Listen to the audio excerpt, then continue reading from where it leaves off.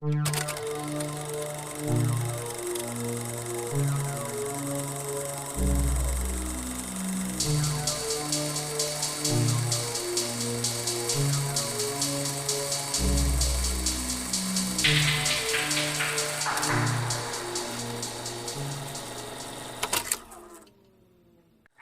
mas o que eu tenho a ver com isso? Pra que eu vou querer estudar sobre Canudos?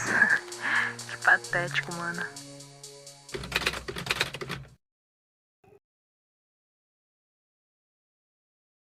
Acolham, valorizem e amem esse dom de Deus para a Igreja de Carateús, que é o alto da Mãe de Deus, lugar de repouso, oração e silêncio. Dom Antônio Batista Fragoso, em 25 de março de 1998.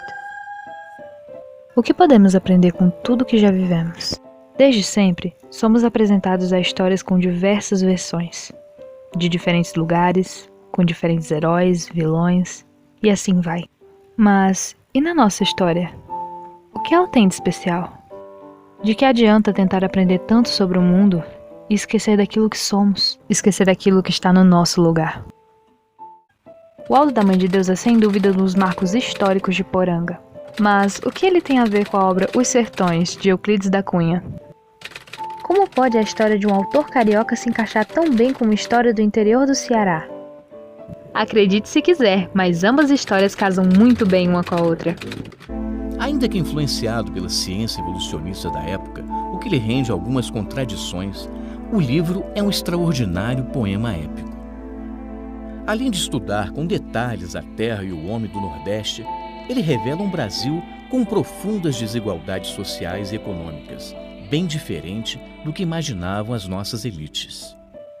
Poranga era um distrito do município de Poeiras, por intriga de família, de política. A terra nunca desenvolveu, nunca cresceu. Ela veio ter melhoramento de 1935 para cá. Em 1953, nós iniciamos a trabalhar para criar o município. E fomos trabalhando quando foi.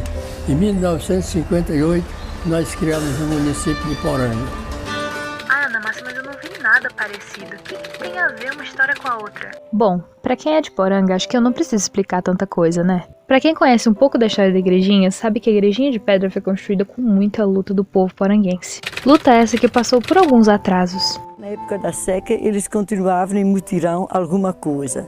Aumentar as paredes, fazer qualquer outro benefício, até 73, onde estancou de vez. Aí ficou parado aquele serviço, nunca mais funcionou, porque foi o tempo que ele foi embora de Poranga. Porque houve naquele momento uma perseguição da Polícia Federal, acusando o padre Luís ser subversivo. Após quase 11 anos parada, a construção da igrejinha é retomada pelo povo, que mesmo ainda correndo os perigos da ditadura, resolve continuar a construção, até o ano de 1989, onde a igreja foi finalmente finalizada e assim consagrada. Diz, então vamos fazer o seguinte, só tinha uma Maria, Maria de Nazaré, cujo primeiro título do primeiro concílio naqueles tempos de Éfeso era Mãe de Deus, Mãe de Jesus, o Filho de Deus. Então nós concordamos. E é aqui que a obra de Euclides entra na nossa história.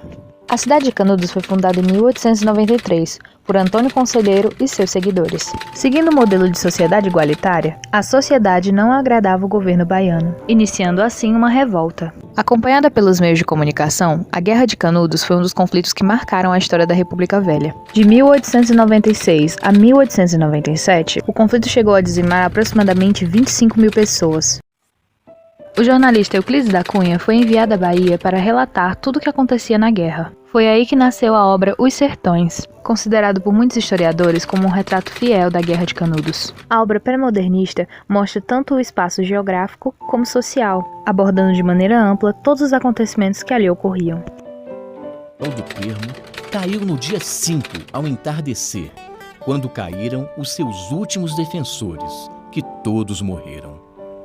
Eram 4 apenas, um velho, 2 homens feitos e uma criança, na frente dos quais rugiam raivosamente 5.000 soldados.